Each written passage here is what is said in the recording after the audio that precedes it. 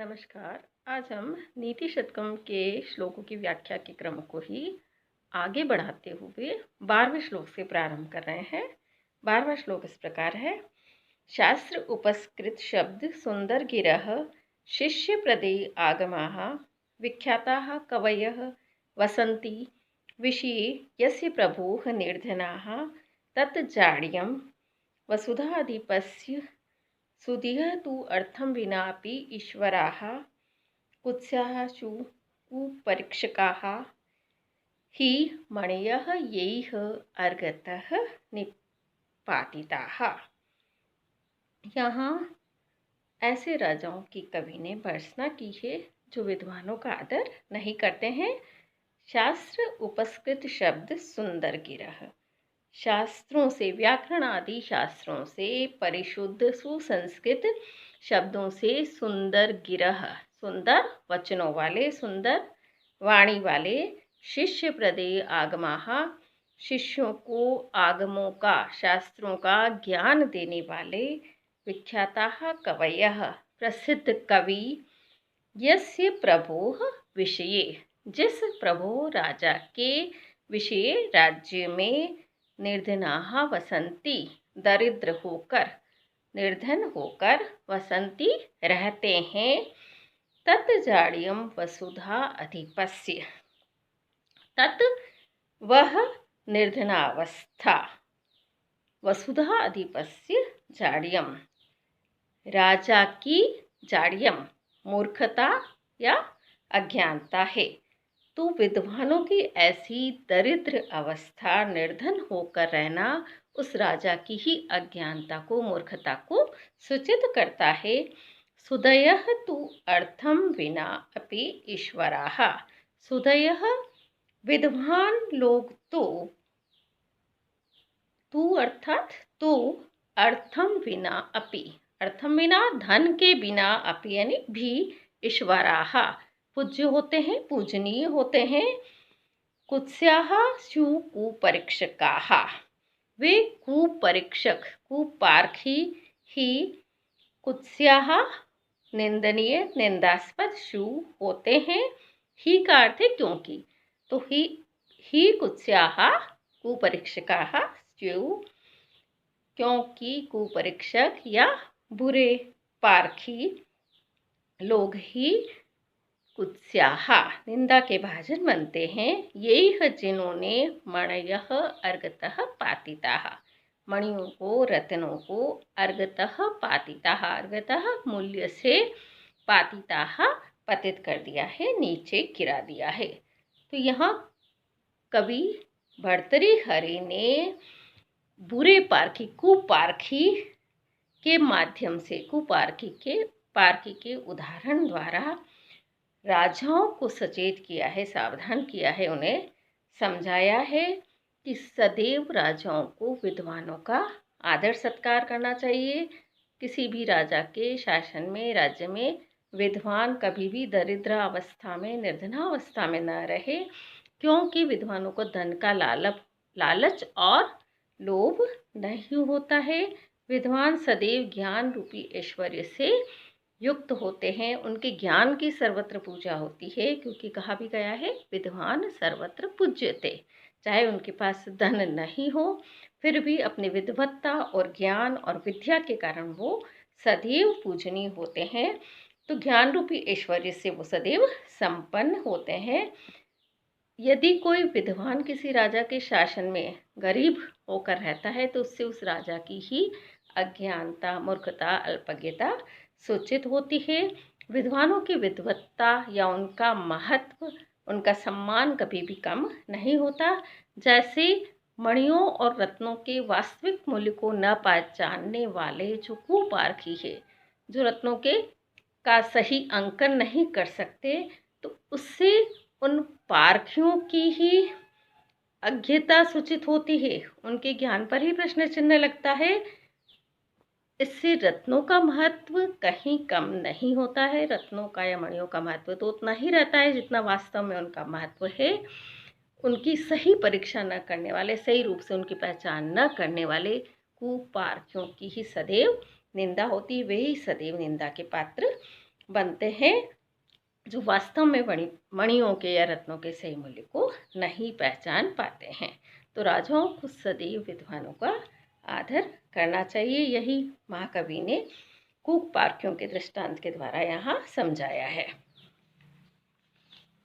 अगला श्लोक है, हर्तुः याति न गोचरम किमपि शम पुष्णाति यत् सर्वदा हि अर्थेभ्यः प्रतिपद्यमानम् अनिशं प्राप्नोति वृद्धिं परां कल्पान्तेषु अपि न प्रयाति निधनं विद्या आख्यम अंतर्धनम येषां तान् प्रति मानम उज्जत नृपाः कह ते सह स्पर्धते। यहाँ विद्या धन को ही सर्वश्रेष्ठ धन बताते हुए कवि ने विद्या रूपी धन की अनेक विशेषताओं का एकत्र समावेश किया है, अनेक विशेषताओं का एक साथ वर्णन किया है।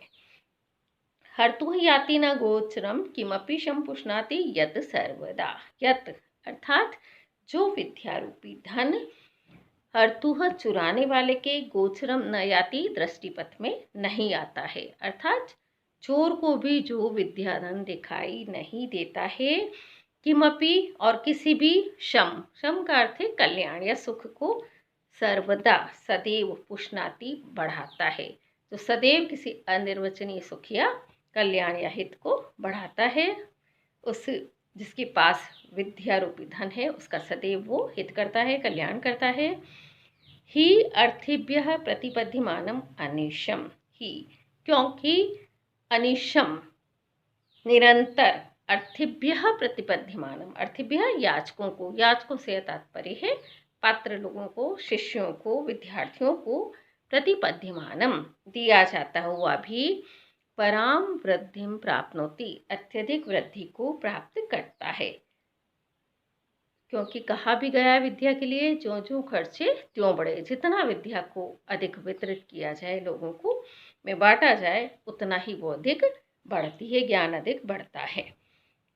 कल्पांतेषु अपि न प्रयाति निधनम, कल्पांतेषु प्रलय काल में अपि भी निधनम न प्रयाति, निधनम अर्थात विनाश को, नाश को प्राप्त नहीं होता है। भौतिक धन तो प्रलय काल में नष्ट हो जाता है, किंतु विद्या रूपी धन या ज्ञान सदैव विद्यमान रहता है, कल्पांत में भी वह विनष्ट नहीं होता है।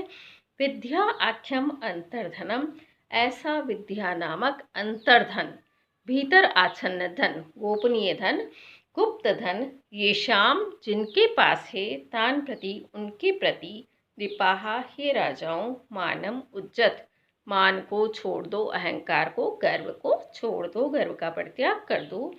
तेह सह उनके साथ, कहा स्पर्धते कौन प्रतिस्पर्धा कर सकता है। तो यहाँ राजाओं से विद्वानों के प्रति अपने अहंकार और गर्व को छोड़ने के लिए कवि ने कहा है। विद्वानों के प्रति राजाओं को सदैव विनम्रतापूर्ण, विनयपूर्ण व्यवहार करना चाहिए।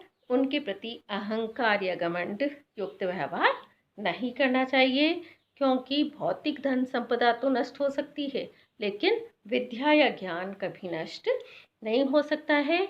ऐसे विद्वानों के साथ राजा आदि भी स्पर्धा नहीं कर सकते। ज्ञान के समक्ष धन का भी कोई महत्व नहीं है, मूल्य नहीं है। यही कवि ने इस श्लोक में प्रतिपादित किया है। अन्यत्र भी कहा है, विद्या एव सर्वप्रधानम धनम, विद्या ही सर्वप्रधान धन है, और इसीलिए कहा है विद्वान सर्वत्र पूज्यते, विद्वान की सदैव पूजा होती है। धन की पूजा नहीं होती, अपितु ज्ञान सदैव पूजित होता है। और विद्या धन की ही बहुत सारी विशेषताओं को एक साथ बताया है, इसलिए समुच्चय अलंकार इसमें है। सह के योग में तेई में तृतीय विभक्ति भी आई है। शार्दूल विक्रीडित छंद इसमें है। 14वां श्लोक इस प्रकार है, अधिगत परमार्थान पंडितान माँ अवमस्थाः तृणमेव लघु लक्ष्मीः नैव तान् सनृणद्धि अभिनव मतलेखाशाम गंडस्थलानां न भवति विसतंतुः वारणम वारणानाम। यहाँ सुंदर दृष्टांत अलंकार के द्वारा कवि ने बताया है कि कभी भी आत्मज्ञ, आत्मज्ञानी विद्वानों को लक्ष्मी या धन से वश में नहीं किया जा सकता है।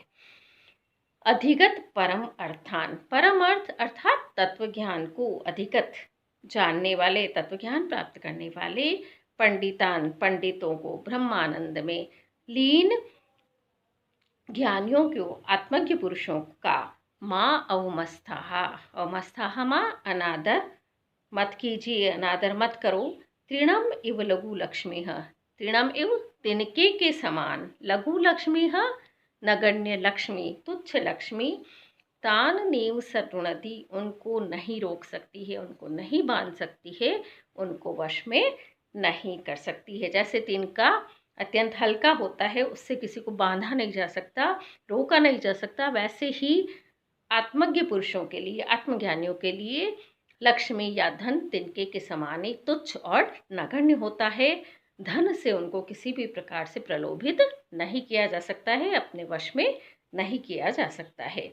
अभिनव मदलेखा श्याम गंड स्थलानाम, नवीन मज्जल की रेखा से श्याम श्यामल गंड स्थलानाम, कपोल स्थलों वाले, वारणानाम हाथियों का, विस्तंतु वार्णम न भवति, विस्तंतु कोमल कमलनाल का रेशा, वार्णम न भवति रोकने वाला, बंधन कारक नहीं होता है, आदियों को रोकने वाला नहीं होता है।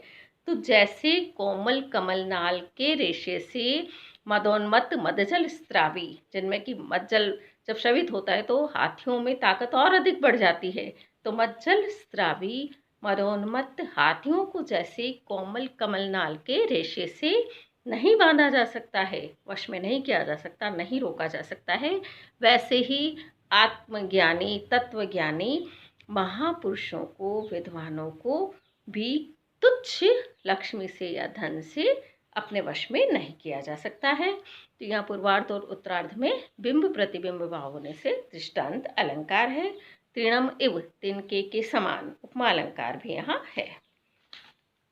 अब 15वां श्लोक है, अम्भोजिनी वन विहार विलासम एव हंसस्य हंति, नितिराम कुपितो विधाता, न तु अस्य दुग्ध जल भेद विधौ प्रसिद्धाम, वैदग्ध्य कीर्तिम अपहर्तुम असौ समर्थः।